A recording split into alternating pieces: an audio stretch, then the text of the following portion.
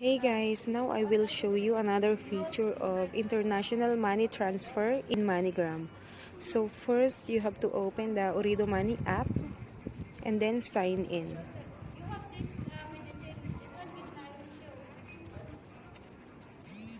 So the message. So we'll go to international money transfer and then Moneygram. Now we have to add new receiver details. Add new receiver, I mean. So we will tap add new recipient details.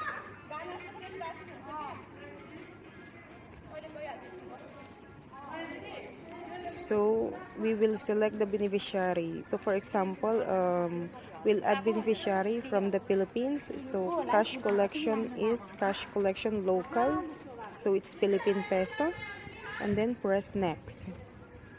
So first name, so for example, we will put Sisa. Sisa. Next, middle name, Basilio.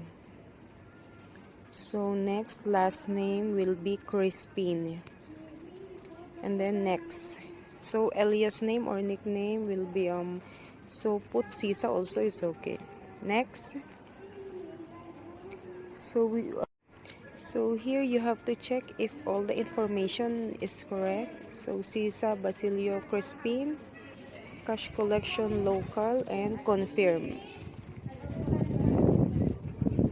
Once you confirm, so if you want to send money, so you will press this. And another thing is you will receive a message.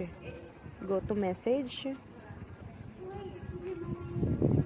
Here, message, you successfully added Sisa as a new receiver. So back.